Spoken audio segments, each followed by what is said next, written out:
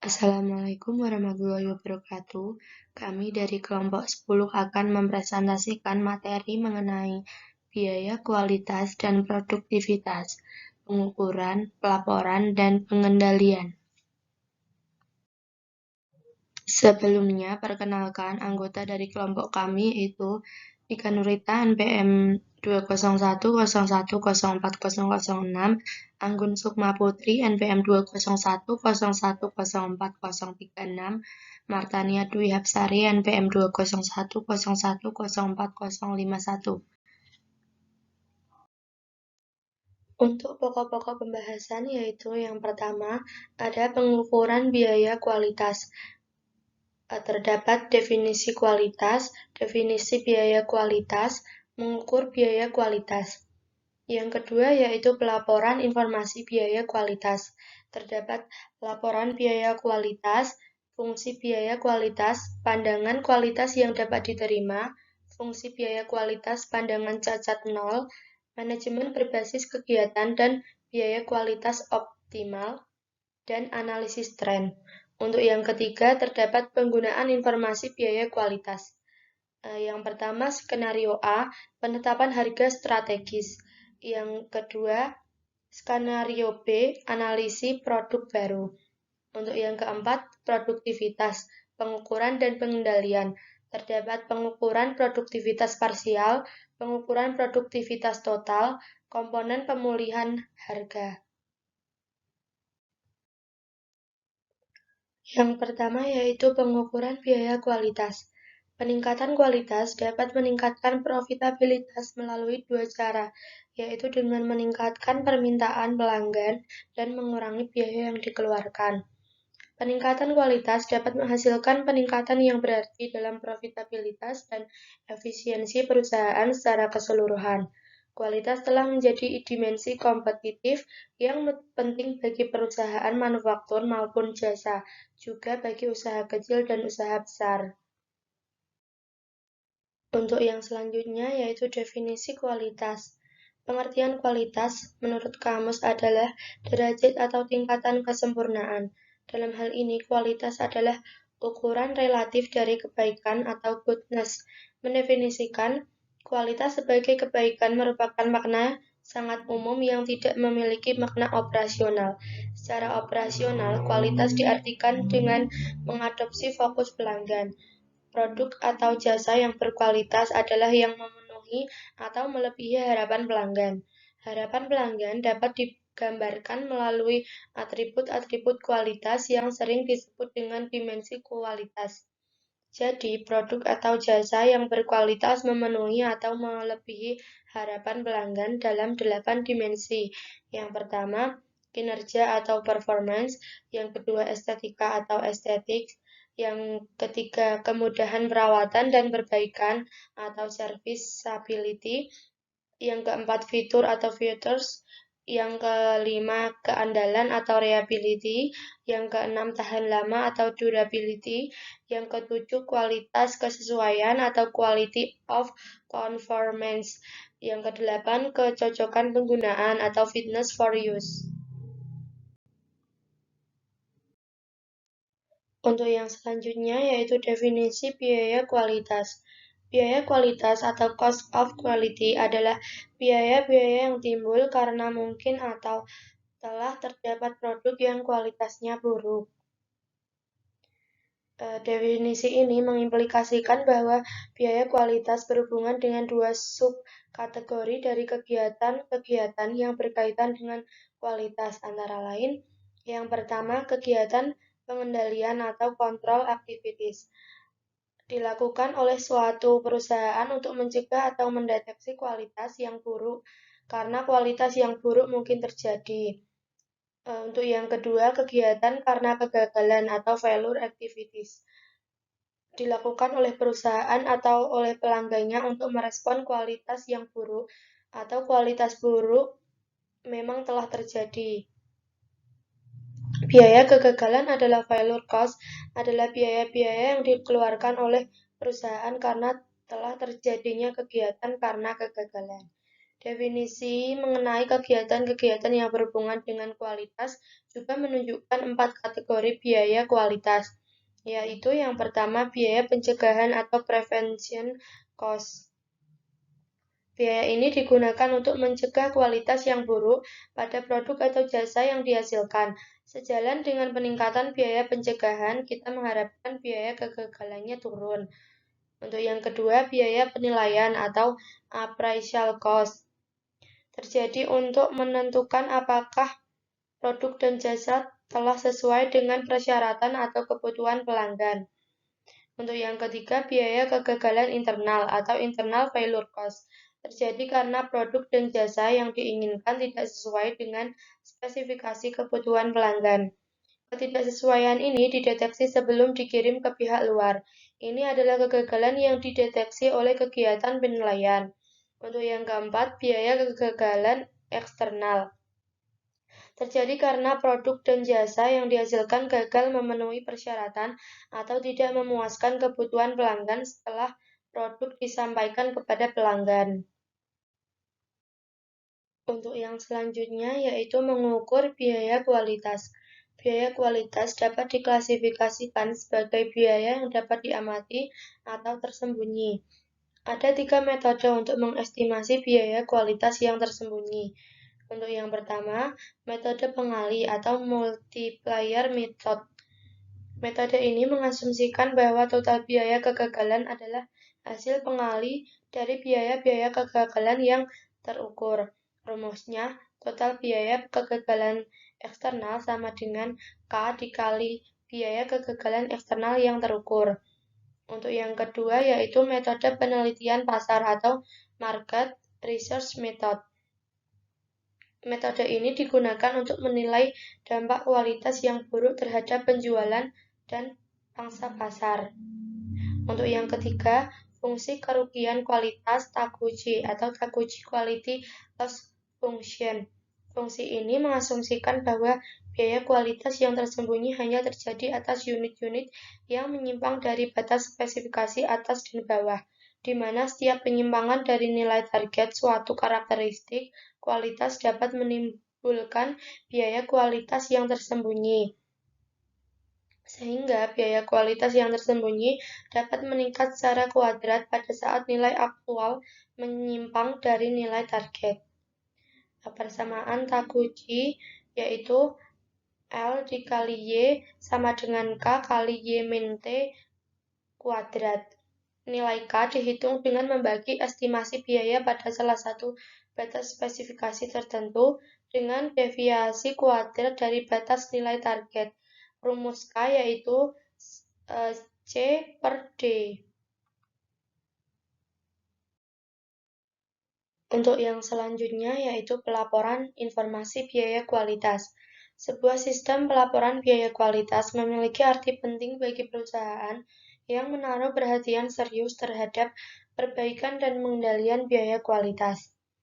Langkah pertama dan paling sederhana dalam menciptakan sistem ini adalah dengan menilai biaya kualitas aktual saat ini.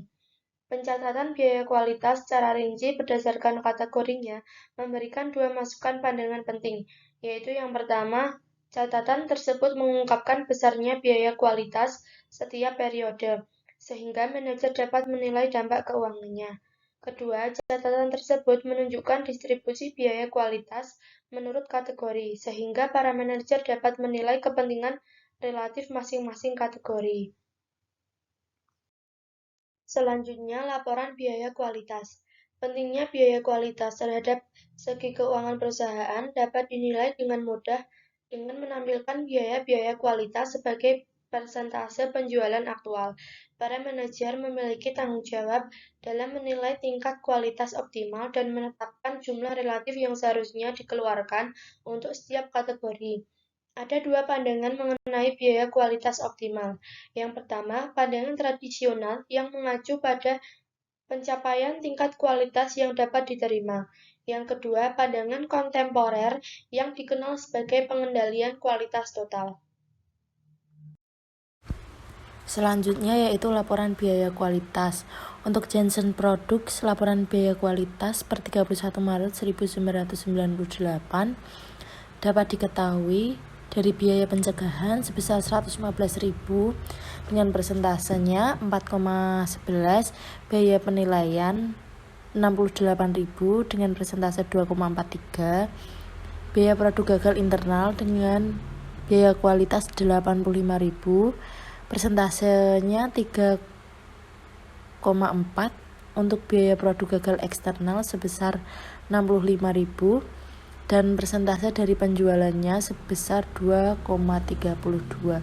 Jadi total biaya kualitasnya sebesar 333.000 dan persentase dari penjualan sebesar 11,9%. Fungsi biaya kualitas, pandangan kualitas yang dapat diterima.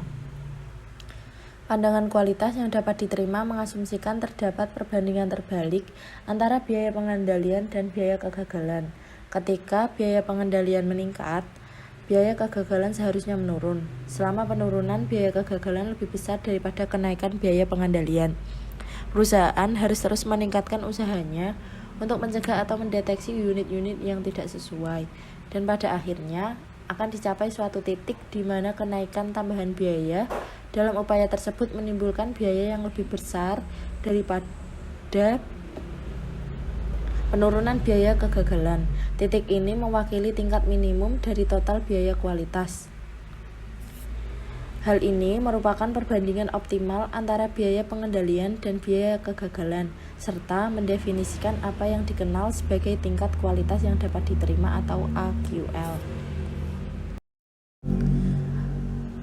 Fungsi biaya kualitas pandangan cacat nol. Sudut pandang AQL didasarkan pada definisi produk cacat tradisional. Dalam pengertian klasik, sebuah produk dikatakan cacat apabila kualitasnya berada di luar batas toleransi suatu karakteristik kualitas. Menurut pandangan ini, biaya kegagalan timbul hanya jika produk tidak sesuai dengan spesifikasi dan terdapat perbandingan terbalik optimal antara biaya kegagalan dan biaya pengendalian. Pandangan AQL mendukung diproduksinya sejumlah barang cacat tertentu. Dalam grafik di bawah, yaitu persentase produk cacat, mengasumsikan dua fungsi biaya, yaitu satu untuk biaya pengendalian dan satu untuk biaya kegagalan. Tampilan tersebut juga mengasumsikan persentase unit cacat meningkat ketika biaya yang dikeluarkan untuk kegiatan pencegahan dan penilaian menurun. Di lain pihak, biaya kegagalan meningkat ketika jumlah unit cacat meningkat. Dari fungsi total biaya kualitas, kita mengetahui total biaya kualitas turun ketika kualitas ditingkatkan sampai titik tertentu. Setelah itu, tidak ada peningkatan lebih lanjut yang mungkin dilakukan. Tingkat optimal unit cacat telah diidentifikasi dan perusahaan berupaya mencapainya. Tingkat yang mengizinkan adanya unit cacat ini disebut dengan tingkat kualitas yang dapat diterima atau AQL.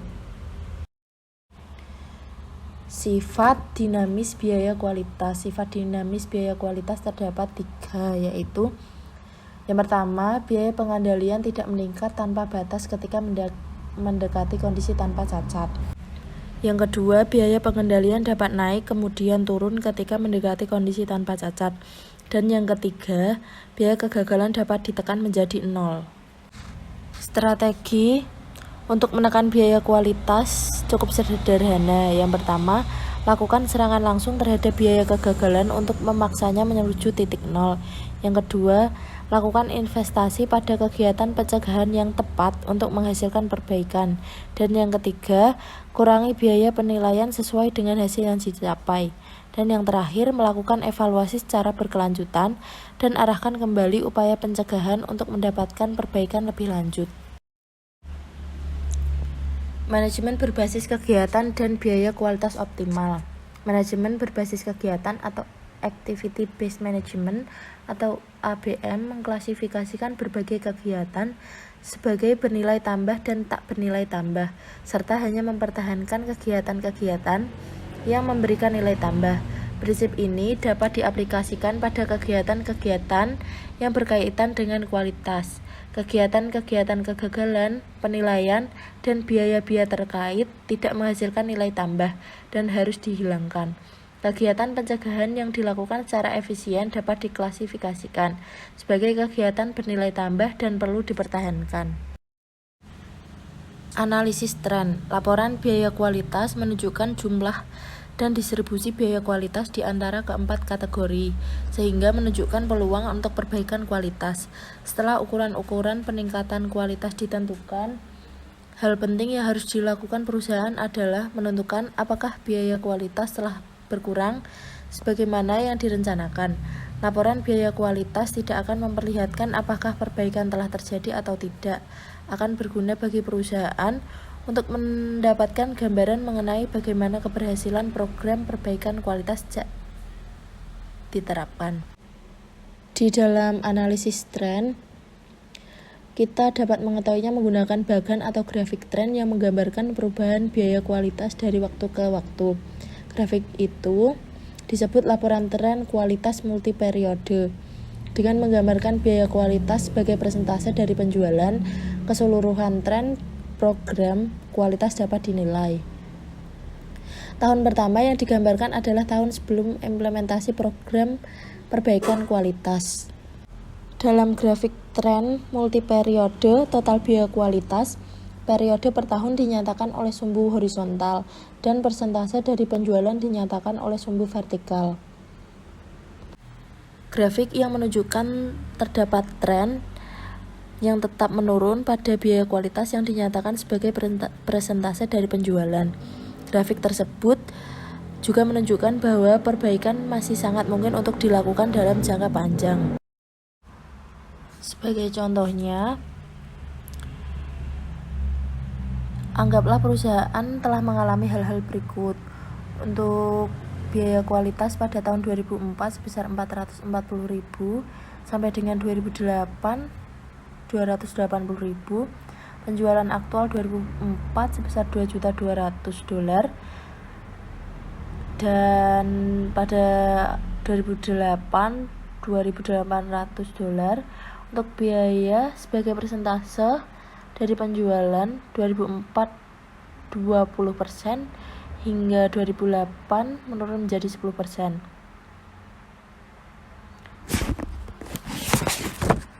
Kita asumsikan tahun 2004 sebagai tahun 0, tahun 2005 sebagai tahun 1 dan seterusnya.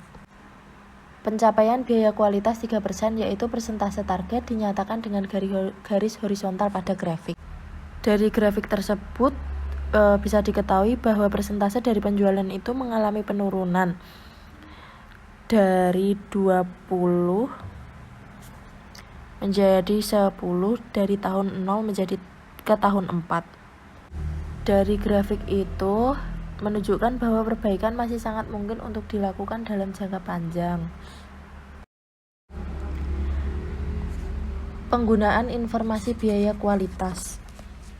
Tujuan utama pelaporan biaya kualitas yaitu untuk memperbaiki dan mempermudah perencanaan, pengendalian, dan pengambilan keputusan manajerial.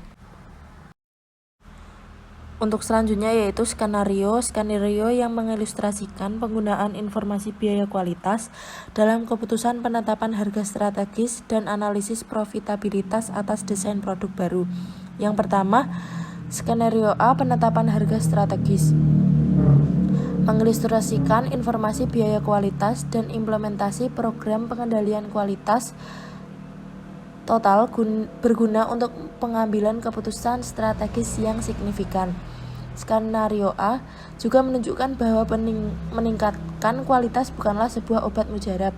Pengurangan biaya yang ditawarkan ternyata tidak mampu menutupi penurunan harga secara sekaligus. Hasil peningkatan produktivitas yang lain, seperti yang dijanjikan oleh bagian teknik, akan diperlukan untuk menjamin keberlangsungan hidup jangka panjang dari lini produk. Pembahasan selanjutnya yaitu skenario B, analisis produk baru. mengilustrasikan pentingnya pengklasifikasian lebih lanjut dari biaya kualitas menurut perilaku. Skenario tersebut juga memperkuat arti penting identifikasi dan pelaporan biaya kualitas secara terpisah. Produk baru dirancang untuk mengurangi biaya kualitas dan hanya dengan mengetahui teknik penetapan biaya kualitas dapat menemukan kesalahan dalam analisis laba rugi siklus hidup. Pembahasan selanjutnya mengenai produktivitas, pengukuran dan pengendalian. Produktivitas berkaitan dengan memproduksi output secara efisien dan secara spesifik mengacu pada hubungan antara output dan input yang digunakan untuk memproduksi output.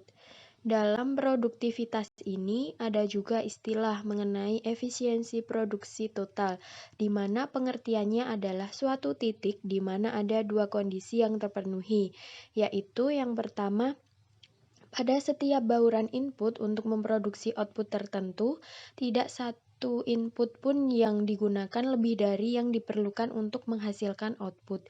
Kemudian yang kedua, atas bauran-bauran yang memenuhi kondisi pertama, dipilih bauran dengan biaya terendah. Pengukuran produktivitas parsial. Pengukuran produktivitas adalah penilaian kuantitatif atas perubahan produktivitas. Tujuan pengukuran ini adalah menilai apakah efisiensi produktif telah meningkat atau menurun. Pengukuran produktivitas dapat berupa aktual atau perspektif. Pengukuran produktivitas aktual memungkinkan manajer untuk menilai, memantau, dan mengendalikan perubahan. Kemudian untuk pengukuran produktivitas perspektif yaitu melihat ke masa depan dan berguna sebagai input bagi pengambilan keputusan strategis. Memungkinkan para manajer untuk membandingkan manfaat relatif dari berbagai kombinasi input, pemilihan input, dan bauran input yang memberikan manfaat terbesar. Selanjutnya, definisi pengukuran produktivitas parsial. Definisi pengukuran produktivitas parsial merupakan produktivitas dari satu input tunggal, biasanya diukur dengan menghitung rasio output terhadap input. Rumusnya yaitu rasio produktivitas sama dengan output dibagi dengan input. Nah, karena hanya produktivitas dari satu input yang sedang diukur, ukuran itu disebut pengukuran produktivitas parsial. Jika output dan input diukur dalam kuantitas fisik, maka kita memperoleh ukuran produktivitas operasional. Selanjutnya, ukuran-ukuran parsial dan pengukuran perubahan efisiensi produktif. Periode sebelumnya yang disebut periode dasar menjadi acuan atau standar bagi pengukuran perubahan efisiensi produktif. Kemudian untuk keunggulan ukuran parsial. Penggunaan ukuran parsial memiliki keunggulan yaitu mudah diinterpretasikan oleh semua pihak di dalam perusahaan, sehingga ukuran tersebut mudah digunakan untuk menilai kinerja produktivitas dari karyawan operasional. Dan untuk kelemahan ukuran parsial yaitu ukuran parsial yang digunakan secara terpisah dapat menyesatkan. Yang pertama, kemungkinan terjadi trade-off menyebabkan perlu adanya ukuran produktivitas total untuk menilai kelebihan berbagai keputusan produktivitas. Yang kedua, karena ada kemungkinan trade-off, ukuran produktivitas total harus mempertimbangkan konsekuensi keuangan agregat sehingga harus dalam bentuk sebuah ukuran keuangan. Pembahasan selanjutnya yaitu mengenai pengukuran produktivitas total. Pengukuran produktivitas dari seluruh input disebut pengukuran produktivitas total. Dalam praktiknya, mengatur pengaruh dari seluruh input mungkin tidak diperlukan. Perusahaan hanya mengukur produktivitas dari faktor-faktor yang dianggap sebagai indikator relevan bagi keberhasilan dan kinerja perusahaan. Jadi, pengukuran produktivitas total dapat didefinisikan sebagai pemfokusan perhatian pada beberapa input yang menunjukkan keberhasilan perusahaan secara total. Nah, terdapat dua pendekatan yang memperoleh beberapa pengakuan dalam pengukuran ini, yaitu yang pertama pengukuran profil produktivitas dan yang kedua yaitu pengukuran produktivitas yang berkaitan dengan laba.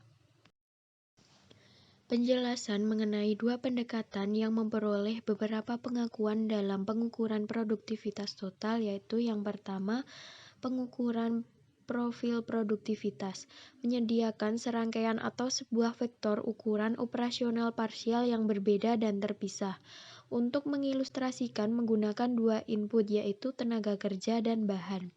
Pembuatan sebuah produk melibatkan beberapa input utama seperti tenaga kerja, bahan, modal, dan energi. Kemudian, untuk yang kedua yaitu pengukuran produktivitas yang berkaitan dengan laba.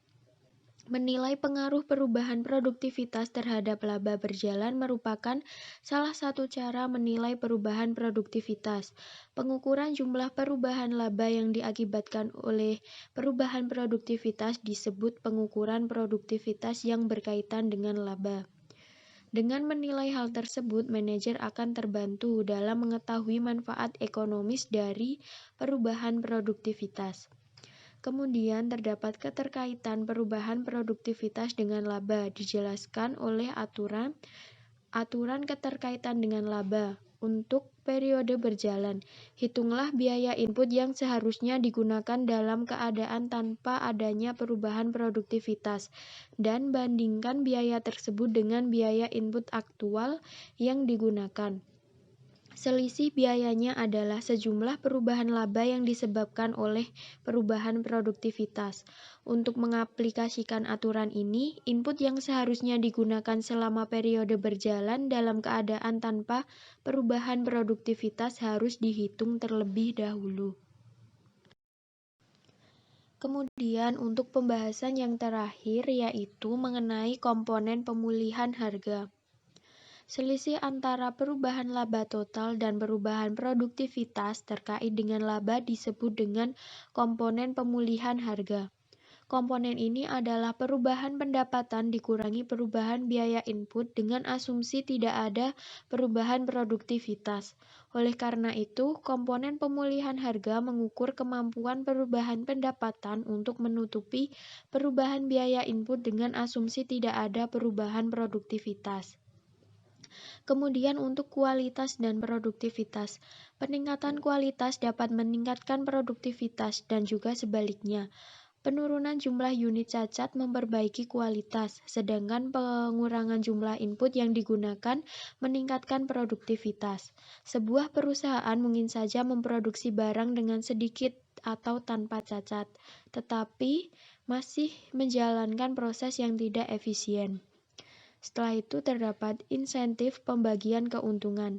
Insentif pembagian keuntungan adalah pemberian insentif uang tunai bagi seluruh tenaga kerja perusahaan yang menjadi kunci pencapaian kualitas dan produktivitas.